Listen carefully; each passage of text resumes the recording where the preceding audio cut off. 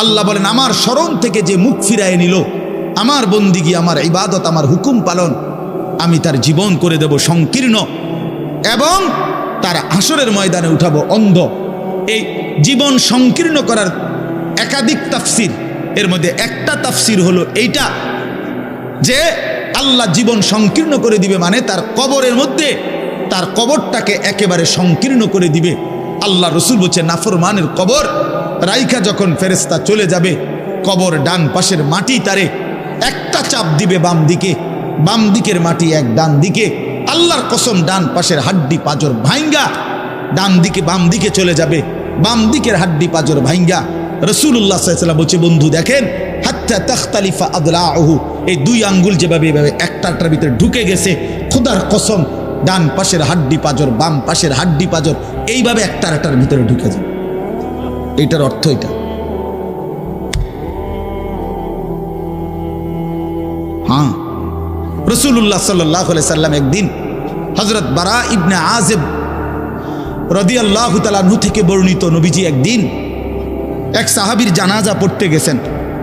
জানাজা পড়তে গিয়ে খালি কবরের সামনে কিছুক্ষণ দাঁড়াইছেন, তখনও ওনারে কবরে রাখে নাই, জানাজাও পড়ায় নাই। নবীজি আগে গিয়া কবরটার সামনে দাঁড়াইছে। হযরত বারা ইবনে আযিব বলেন আমরা নবীজির সাথে ছিলাম, আল্লাহ নবী সাল্লাল্লাহু আলাইহি সাল্লাম কবরের খালি এই কবরে দেখা অঝরে কাঁদতে শুরু করছে। আমরা সবাই সাহাবীরা নবীজির সাথে কাঁদতে শুরু করলাম। অনেকক্ষণ কাইদা নবীজি চোখের পানি মুইছা আজীব কথা বলছে নবী। রাসূলুল্লাহ সাল্লাল্লাহু আলাইহি সাল্লাম সাহাবীদেরকে লক্ষ্য করে বলছে ইয়া ইখওয়ানি লিমিসলি হাদা ফাআইদ্দু, আমার বন্ধুরা আমার সাথীরা এই কবরে যাওয়ার জন্য তোমরাও রেডি হও। ফাআইদ্দু, তোমরাও প্রস্তুতি নাও, অচিরেই তুমি আমি সবাই এই কবরেই পৌঁছে যাইতে হবে। রাসূলুল্লাহ সাল্লাল্লাহু আলাইহি সাল্লাম বলছে প্রিয় বন্ধু আমার, জওয়ান সাথী আমার, সামান্য এই কয়েকটা দিনের জওয়ানি নষ্ট না করা, নষ্ট না করা, কোনোভাবেই নষ্ট না করা। তো এই জন্য বললাম এই সূরা মুলক এটা আল্লাহ তাআলা অত্যন্ত ফজিলতপূর্ণ একটি সূরা। রাসূলুল্লাহ সাল্লাল্লাহু আলাইহি সাল্লাম বলছেন এটা কবরের আযাব থেকে রক্ষা করবে। এই সূরা নিয়মিত তাফসীরের মধ্যে আমি নিজে পড়ছি, তাফসীরে কুরতুবিতে আছে। আল্লাহ নবী সাল্লাল্লাহু আলাইহি সাল্লাম বলেন লাওয়াদিত্তু, নবীজি বলেন আমার দিলের আশা, আমার দিলের তামান্না, আমার উম্মতের প্রতিটা মুমিন তার কলিজার ভিতরে তার জবানে এই সূরা মুলক থাকুক, সূরা মুলক থাকুক। অর্থাৎ রাসূলুল্লাহ সাল্লাল্লাহু আলাইহি সাল্লাম বলতেন আমার প্রতিটা মুমিন বান্দা উম্মত যেন এই সূরা মুলক তেলাওয়াত করে, যেন কবরের আযাব থেকে রক্ষা পায়। নবীজি 5 ওয়াক্ত নামাজের পরে, আল্লাহর কসম ভাই এখানে অনেক ওলামায়ে কেরাম আছে, আপনি জিজ্ঞাসা করুন, নবীজি 5 ওয়াক্ত নামাজের পরে, সরদারে দু আলম নবীর তো কোনো গুনাহ নাই, তিনি নিষ্পাপ, তিনি তো জান্নাত উদ্বোধন করবেন। আনা আউয়ালু মান ইয়াকরাউ বাবাল জান্নাহ, নবী বলছে আমি সেই মুহাম্মদ যে প্রথম জান্নাতের দরজা আমি নাড়ব,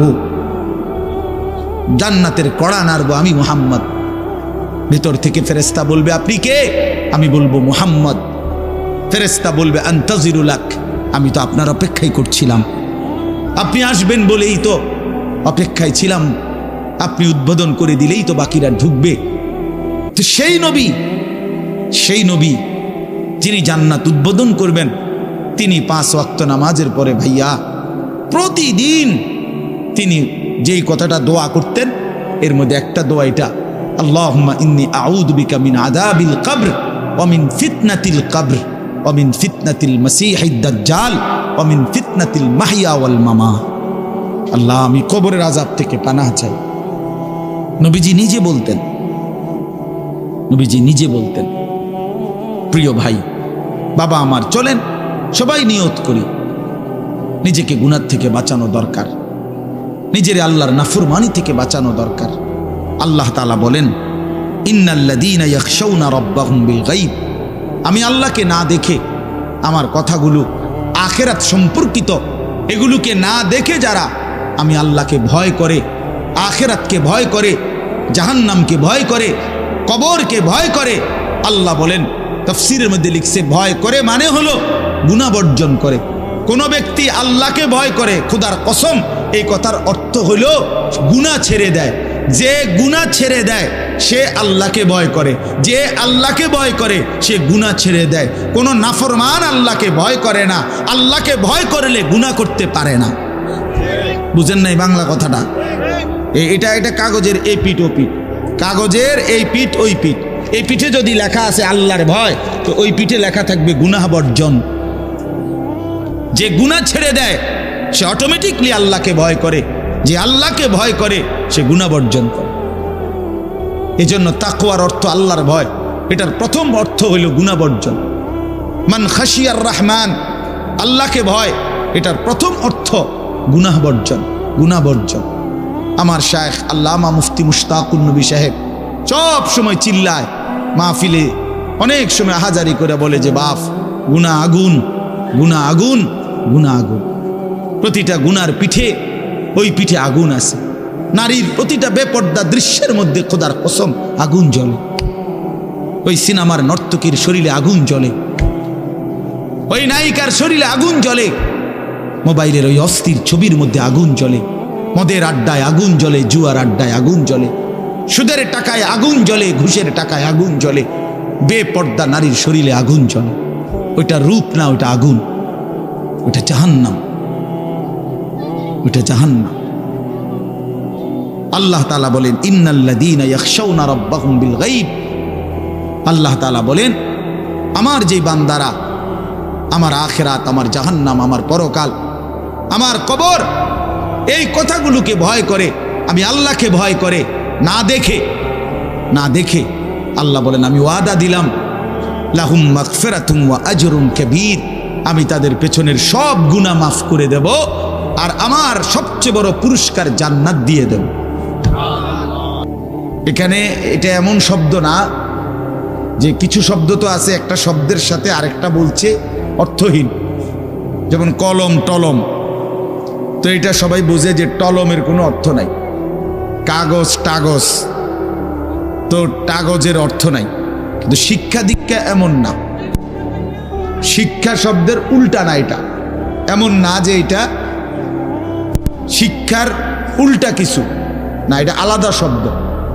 শিক্ষা দীক্ষা, যেমন আমরা অনেক সময় বলি যে নামাজ রোজা, লোকটা নামাজ রোজায় ভালো, তো এর দ্বারা কি শুধু নামাজ আর নামাজের উল্টা শব্দ রোজা না, এটা একটা আলাদা কি আমল। নামাজ একটা ইবাদত, তো রোজা একটা ইবাদত। তো শিক্ষা এটা একটা বিষয়, দীক্ষা এটা একটা বিষয়। শিক্ষা তো তালিম, দীক্ষা এটা তরবিয়ত, আখলাক। আখলাক অর্থাৎ শব্দ মুখস্থ করা এটা যেমন জরুরি, জিন্দিগি গঠন করা এটাও সমান জরুরি, বরং তার চাইতে বেশি জরুরি। এজন্য আমাদের ফেনীর একজন বড় বুজুর্গ আলেম আছেন, ফেনী জামিয়া রশিদিয়া মাদ্রাসার হজরত মাওলানা মুফতি শহীদুল্লাহ দামাত বারাকাতুহুমুল আলী, বাংলাদেশের অনেক বড় একজন বুজুর্গ আলেম। হজরতের মাদ্রাসা ফেনীতে, সেই মাদ্রাসা একটা মাদ্রাসায় কওমি মাদ্রাসা, সেখানে প্রায় 6 থেকে 7 হাজার ছাত্র পড়ালেখা করে, প্রায় 200-র উপরে ওস্তাদ আছে, 200-250 হবে। তো এই জন্য বললাম যে হজরত সবসময় বলে যে পড়া মেধা অনুপাতে কম বেশি হইতে পারে, আখলাক বরাবর হইতে হবে। আখলাক, ছাত্র মেধাগত যোগ্যতার কারণে কেউ রুল নাম্বার 1, কেউ রুল নাম্বার 10, কিন্তু আদব আখলাক বরাবর বরাবর হওয়া চাই। আমরা এটা খুব খেয়াল করি না। আজকে সবাই মনে করে বাচ্চার পড়ালেখা হচ্ছে, ঠিক আছে, পড়তেছে, যাইতেছে, আসতেছে, ছেলেটা পড়তেছে, রেজাল্ট আসছে, কিন্তু আখলাক কোথায়?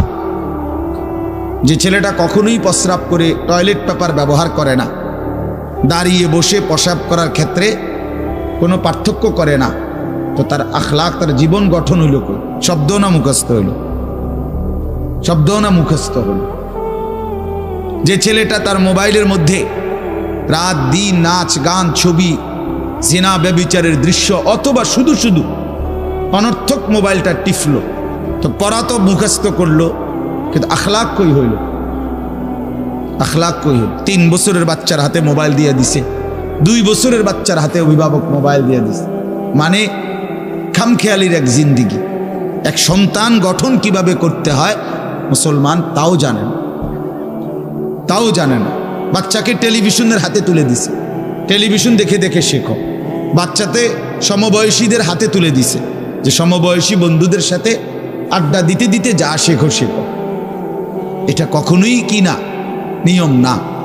রাসূলুল্লাহ সাল্লাল্লাহু আলাইহি ওয়াসাল্লাম বলছেন, কুল্লু মাউলুদিন ইউলাদু আলাল ফিতরা, প্রত্যেকটি মানব সন্তান আল্লাহকে মানার শতভাগ যোগ্যতা নিয়ে পৃথিবীতে ভূমিষ্ঠ হয়। কোরআন শরীফে আল্লাহ তাআলা বলছেন, ফিতরাতাল্লাহিল্লাতী ফাতারান নাসা আলাইহা, কোরআনের আয়াত। আল্লাহ তাআলা বলেন, দিন মানার পুরা যোগ্যতা দিয়েই আমি আল্লাহ মানুষকে সৃষ্টি করেছি। আল্লাহ তাআলা এমন একটি হুকুম করে নাই, এমন একটা বিষয় নিষেধ করে নাই যা পালন করার যোগ্যতা কিংবা বর্জন করার যোগ্যতা আল্লাহর বান্দার শরীরের মধ্যে নাই, এমন কোনো বিধান নেই। আমার মধ্যে রুকু করার যোগ্যতাই নাই, অথচ আমারে রুকু করতে বলছে, অথচ আমার কোমর বাঁকা হয় না, বিষয়টা এমন না।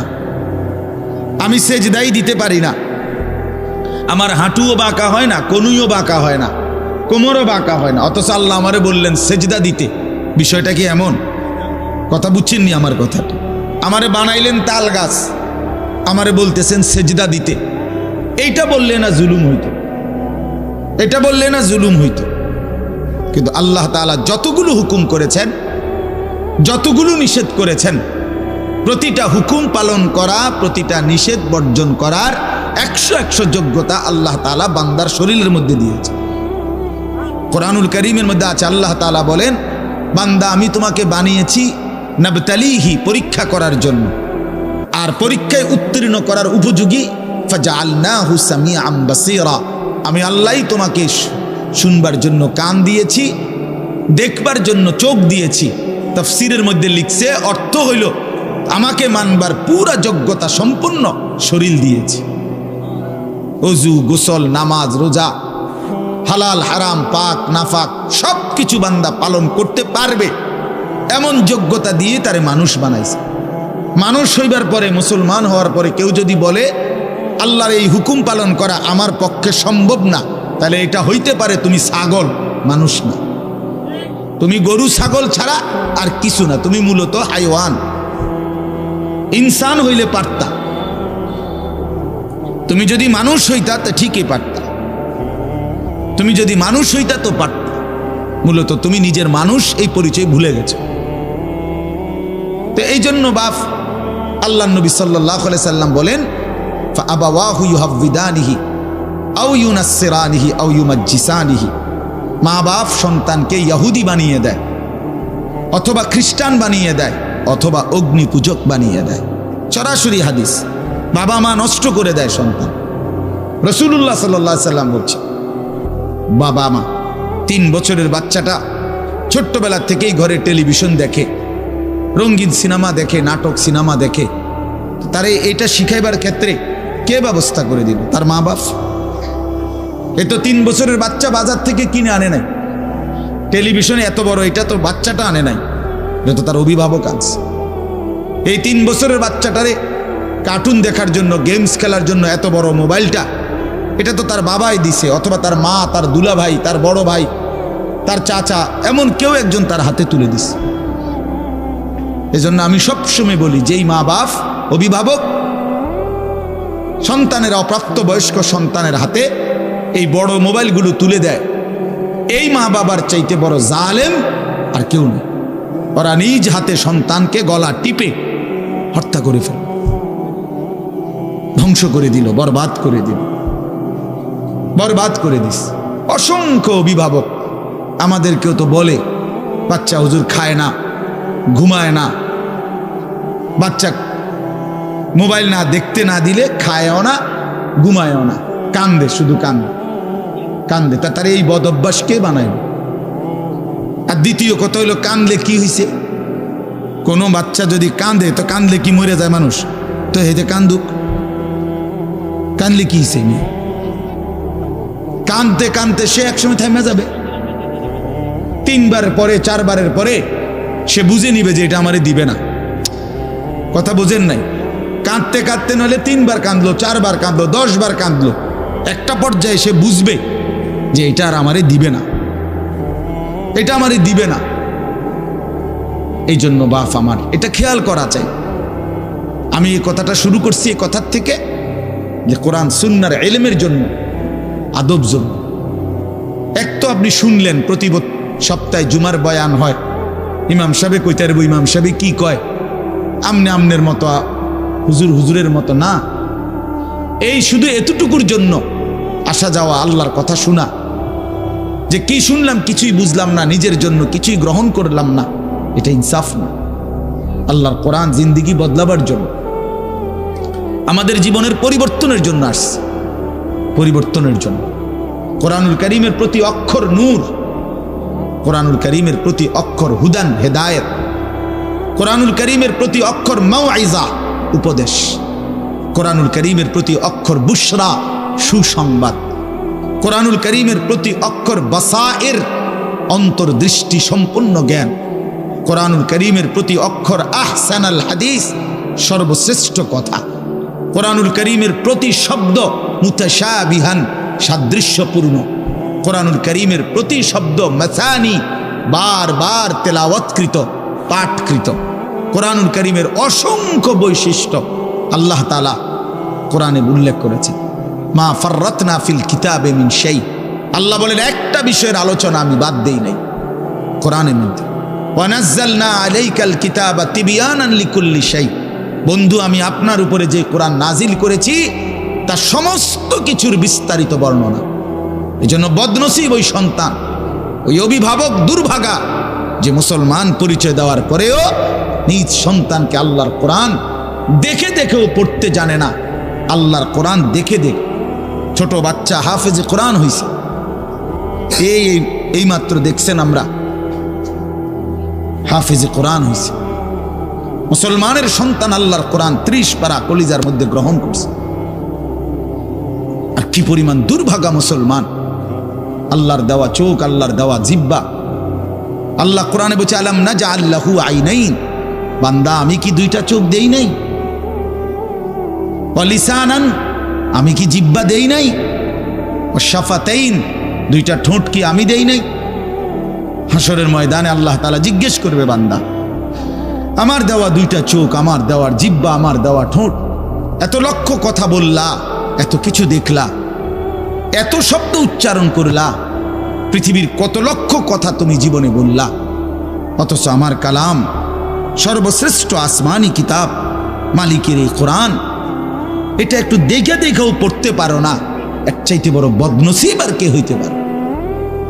এজন্য আমি পরিষ্কার বলি সবসময়, আল্লাহর কোরআন যেই মুসলমান দেখে দেখেও শুদ্ধ পড়তে পারে না, আমার দৃষ্টিতে ওই লোকটা বোবা। আপনি বোবা, মূলত দোস্ত তুমি বোবা। বাকি কথাগুলো না বললেও চলতো, বাকি কথাগুলো না বললেও চলতো, এই পৃথিবী ভোগ করা যেত। বোবা মানুষ যারা, তারা কথা না বলতে পারলেও ভাতও খাইতে পারে, ঘুমও যাইতে পারে, পেশাব পায়খানাও করে, বিয়েও করে, বোবা মানুষের বাচ্চা কাচ্চাও হয়। এরকম দেখছেননি কখনো? না, কথা বলেন না কেন? তাহলে বোবায়ও তো পৃথিবী ভোগ করে। তাইলে বোঝা গেল দুনিয়ার এই ভাত মাছ বিয়া বউ, দুনিয়ার এই যৌন চাহিদা পূরণ আর পেশাব পায়খানার ঘুম, এটুকুর জন্য কথা না বললেও চলতো, অন্ধ হইলেও চলতো, অন্ধ হইলেও চলতো, চোখে না দেখলেও কত মানুষ পৃথিবী ভোগ করতেছে।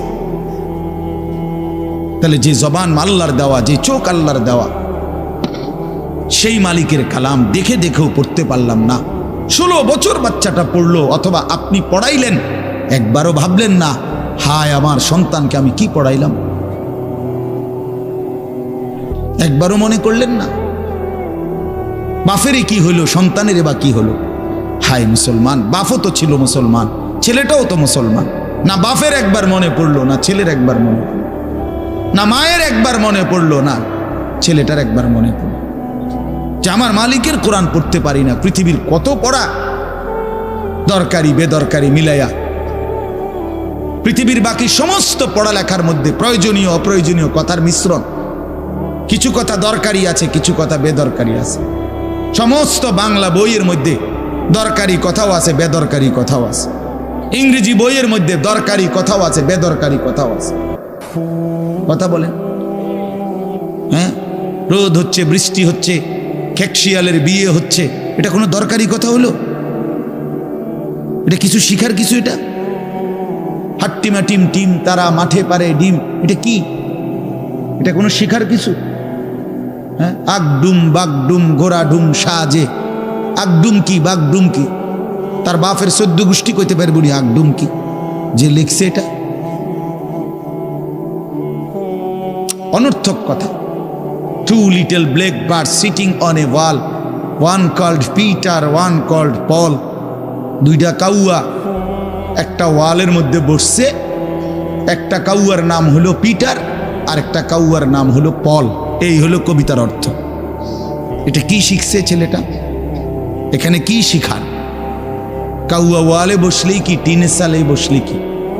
কাউয়া তো কাউয়া, কাউয়া লইয়া আমার দরকার কি? কাউয়া কই বইছে, এটা আমার বাচ্চা শিখতেইব।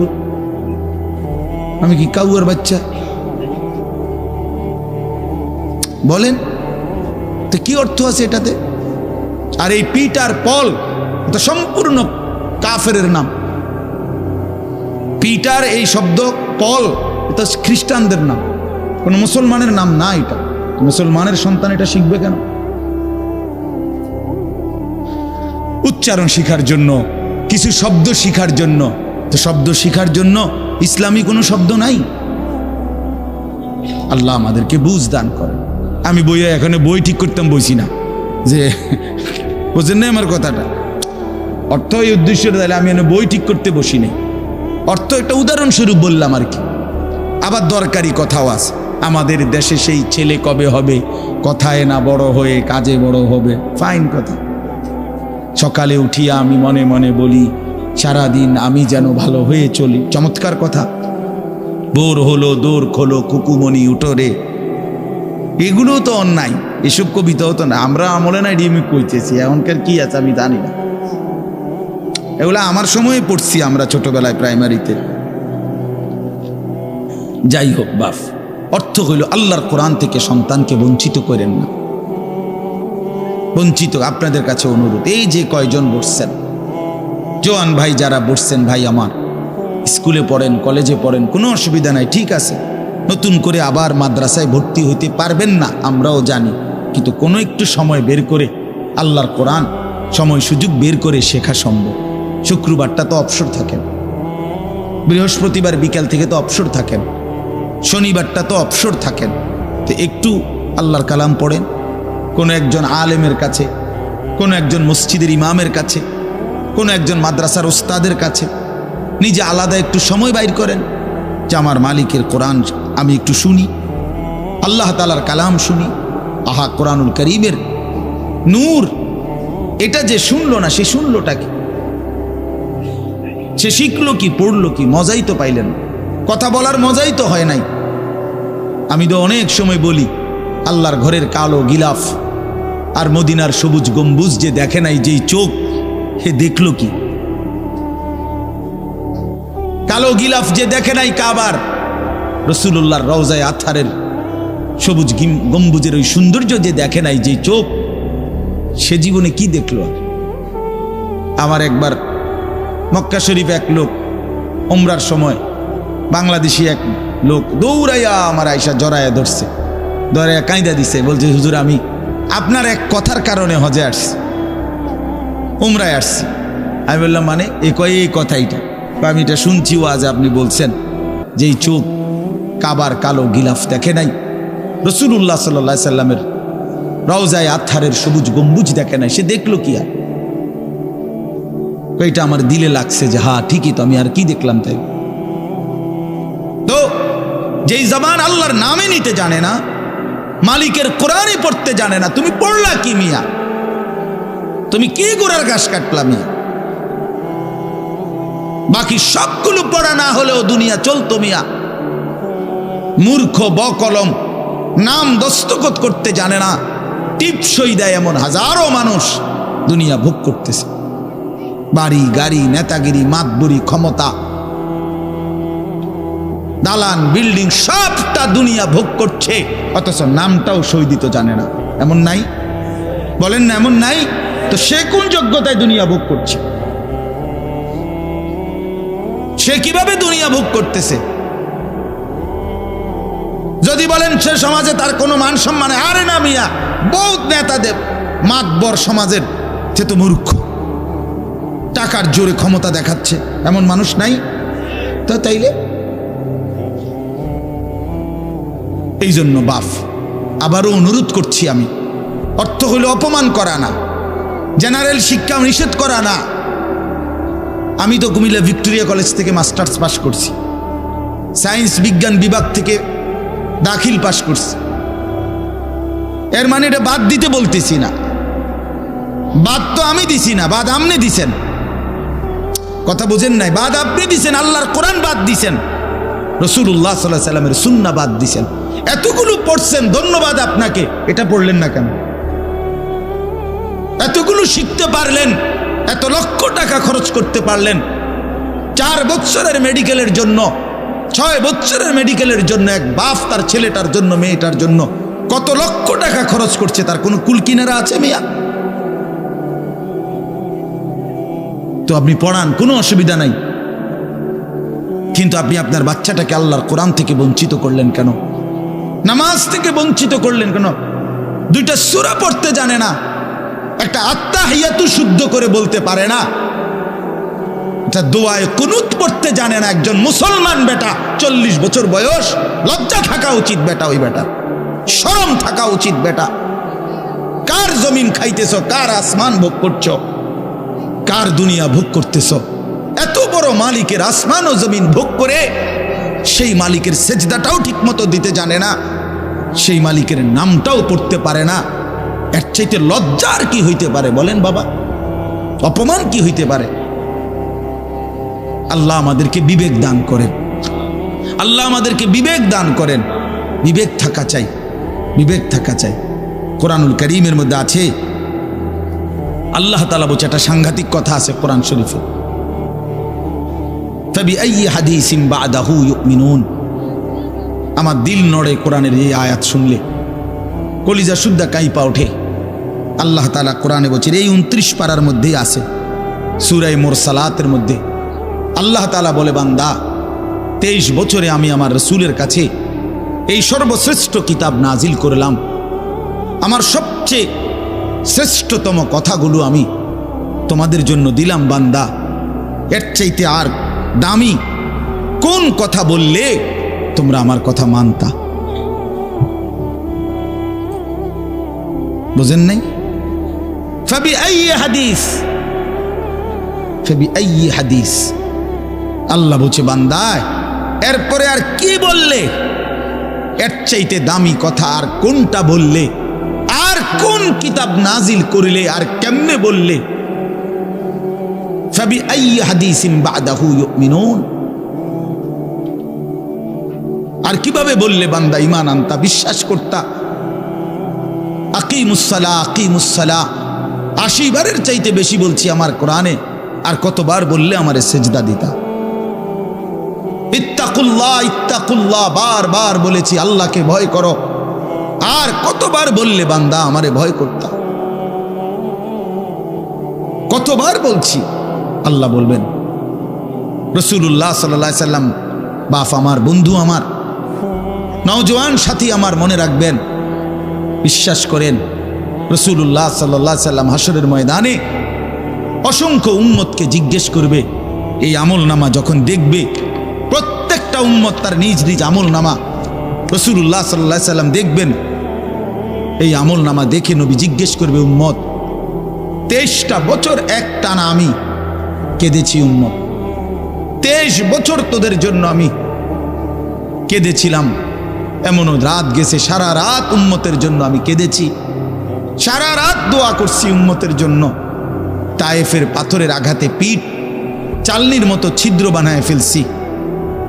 পেটের কষ্টে, ক্ষুধার কষ্টে 14 দিনের চাইতে বেশি পেটে 2টা পাথর বাইদা ক্ষুধার কষ্ট হজম করছি। উহুদের দান শহীদ করা রক্তে আমি বেহুশ হয়ে আমি পড়েছিলাম। সেই নবী আমি আর কত কাঁদলে, আর কত রক্ত ঝরাইলে উম্মত তুমি আমার কথা মনে করতা, তুমি আমার কথা ভাবতা? সাল্লাল্লাহু আলাইহি ওয়াসাল্লাম যখন এটা জিজ্ঞেস করবেন তখন কি জবাব হবে বাপ? বলেন, ইনসাফের কথা বলেন। কি মনে করছেন সুপারিশ? হাসরের ময়দানের সুপারিশ মানে কি?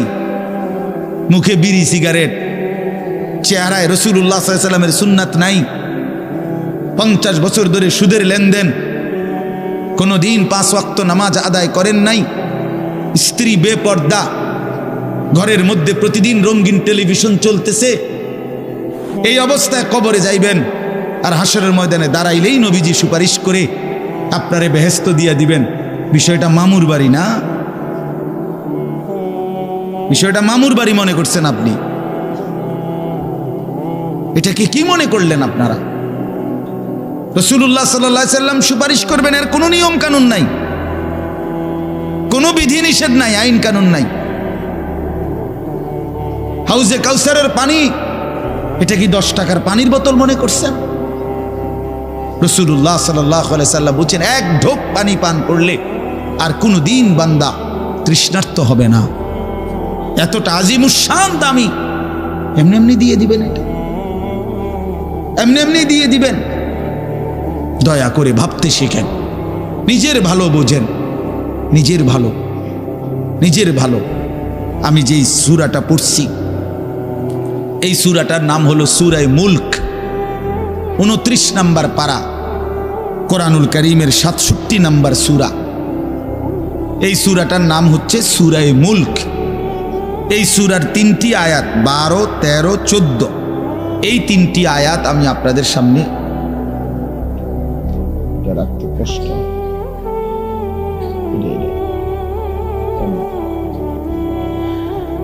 এই 3টি আয়াত আমি তেলাওয়াত করছি। এই আর অল্প একটু সময়ের মধ্যে আমি আপনাদের সামনে এই 3টা আয়াতকে সামনে রেখে কয়েকটা আর কথা বলতে চাই। প্রথম কথা, আপনারা রাগ হইয়েন না আমার, আমি আপনাদেরই অঞ্চলের মানুষ, এখন আপনারাও আমার, আমিও আপনাদের। আল্লাহর কোরআন শিখেন। আমার কথা হলে আমি বলি না যে সবাই সব জেনারেল পড়া বন্ধ করে দেন, অর্থ হলে আপনি একটু সময় বাইর করেন। কথা, যারা চাকরি করেন, ব্যবসা করেন, বুড়া মানুষেরও অনেক বয়স্ক লোক কইলে হুজুর না আর কইয়া লাভ নাই, এই বয়সও না নাই, বিড়ি খাই না বয়স আছে। হ্যাঁ মাশাআল্লাহ, বিড়ি খাইতে কইলে চা দোয়ানে গপ মারুন না, বয়স ঠিকই রয়েছে অন। হ্যাঁ, এখনো টেলিভিশন 3 ঘন্টা চাইতে কইলে মাশাআল্লাহ কাকুর শরীরে বল আছে। মানুষের বেডির নাচ দেখবো, এতে কোনো লজ্জা শরম নাই।